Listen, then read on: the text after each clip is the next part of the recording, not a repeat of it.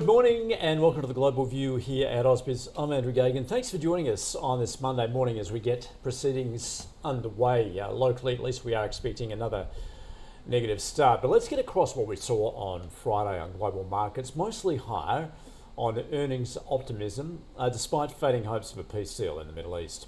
Risk sentiment on Wall Street was further buoyed by strong US jobs data. The S&P 500 and Nasdaq again reaching record highs, both achieving their sixth straight week of gains, with the S&P up 8% so far this year, the Nasdaq 13% higher. AI-related stocks led the market higher, chip makers leading the way there, with Qualcomm surging, while Nvidia was also higher, and Intel shares jumping on reports that had reached a preliminary agreement with Apple to manufacture some of the chips that power the iPhone makers' devices. Memory and storage sellers Micron and SanDisk soared more than 15% each, lifted by strong demand from the rapid build-out of AI data centers. There have been some earnings disappointments. Cloudflare plunging after the cloud services company said it would cut about 20% of its workforce and forecast second quarter revenue slightly below Wall Street expectations. Trade Desk fell after the ad tech firm forecast second quarter revenue below estimates. CoreWeave fell heavily after the cloud infrastructure tech company raised the lower end of its annual capital expenditure forecast, and online travel platform Expedia dropped after it flagged that the conflict in the Middle East was hurting demand. Well, President Trump has rejected Iran's response to a US proposal for peace talks to end the war, posting on social media, "I have just read the response from Iran's so-called representatives. I don't like it. Totally unacceptable," he wrote. Well, meanwhile, the United Arab Emirates and Kuwait say they've both intercepted hostile drones, despite the ceasefire remaining in place. In the US, employment increased last month more than expected, with April's non-farm payrolls rising by 115,000 jobs, which has reinforced expectations that the Fed will keep interest rates unchanged as the war fuels inflation. Household employment decreased for the fourth consecutive month, but was offset by a continued contraction in the labour force, keeping the unemployment rate unchanged at 4.3%. US Treasury yields fell following the payrolls report, the US 2-year falling to 3.89%, the 10-year at 4.35%.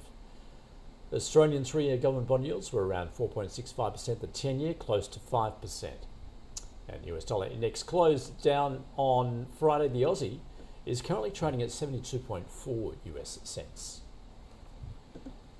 Well, Brent crude futures jumped as much as 3% on Friday as the US and Iran renewed hostilities, but paired gains as traders hoped for a longer pause in the fighting that has shut shipping in the Strait of Hormuz. Brent crude futures settling at around $101 US a barrel. Gold managed to lift with the spot price at around $4,715 an ounce. Copper was up 2%, iron ore unchanged at 112 a tonne. And Bitcoin is risen about 2% just in the past couple of hours, in fact, to be trading above $82,000 US. Let's get across those global market moves now. Brad Gordon joining us from Forsyth Barr. Brad, welcome back to you. Good to catch up. Let's begin with how you've opened there in New Zealand. Well, I guess it's a quiet start for the New Zealand market, but it always comes alive at about your Australian, or midday New Zealand time, or 10 o'clock Australian time, when the Australian market and Australian investors start participating in the market. But look, in terms of quick market summary, we're coming to the end of the main reporting season in the US. It really has been phenomenal, led by technology. Earnings per share growth running at about 13.1%. But that said, look, it's a market that is almost pulling in one direction and drawing from the other. And the underperformers, as you highlighted in your introduction, have been severely punished. But anything to do with the AI capex spend has just been, it's just a one-way road. AMD being incredibly strong, and anything with CPU, data, memory chips, just so fantastically and incredibly strong. Brad, what do you make of how the US market is valued at the moment, particularly as I highlighted there, the S&P, the Nasdaq up 8 and 13% respectively since the beginning of the year, very much driven by the AI play there. How do you regard those valuations? Well, look, it's very much earnings driven. We haven't really seen a major PE re-rate. I think even for the Nasdaq, it's currently sitting on a 4 PE of about 24 times. So by no historical measure is that expensive. It's very much an earnings story, and the earnings growth is there. The US economy is very much shrugging off any ill effect from the Iran war. In fact, speaking to people that have been up there very recently, Iran war and Trump presidency is hardly mentioned. So the US economy trucking on as you can expect it would. Yeah, because we just had news flow out of the Middle East at the moment. A stalemate remaining, clearly. Oil prices rising again, but are you saying, particularly in the US, then they have moved on from that? That's not really been factored in anymore? Well, seemingly, look, and also remember that the US is now the marginal producer of oil, and I think I saw the number recently that their exports per barrel of oil have increased by 4.5 million barrels per day, which is quite incredible, really. So that gap, or that output gap, has closed somewhat from the 20 million barrel shock the market saw initially when the Iran war hit. You've seen a response from Saudi through its pipelines. You've seen a response from UAE through its pipelines, and you've seen an incredible response from US exporting oil exports. So maybe oil has just found a level here that matches supply and demand. Now, Brad, given what's transpiring as far as the Middle East oil, the inflationary effects of that, I mean, we've seen our supply chain issues as well. A number of companies here into downgrades at the moment. Are you seeing that also on your side there? No, not so much downgrades. In fact, last week we saw an incredible upgrade by Infratil, which owns 50% of Canberra data centres. They signed a 555 megawatt deal with a large US provider, a data centre player. We don't actually know who it is, though we speculate it might be Azure. But that's an absolute game changer for CDC, and by all accounts, that might only be the start of these mega deals. That really puts CDC on a pathway to $2 billion EBITDA by 2030. So, and it's a 30-year contract, so an incredible deal and a very positive response from Infratil last week. Yeah, certainly we're seeing that on this side as well with those data centre plays. More broadly, Brad, any other particular corporate news you're across at the moment in New Zealand?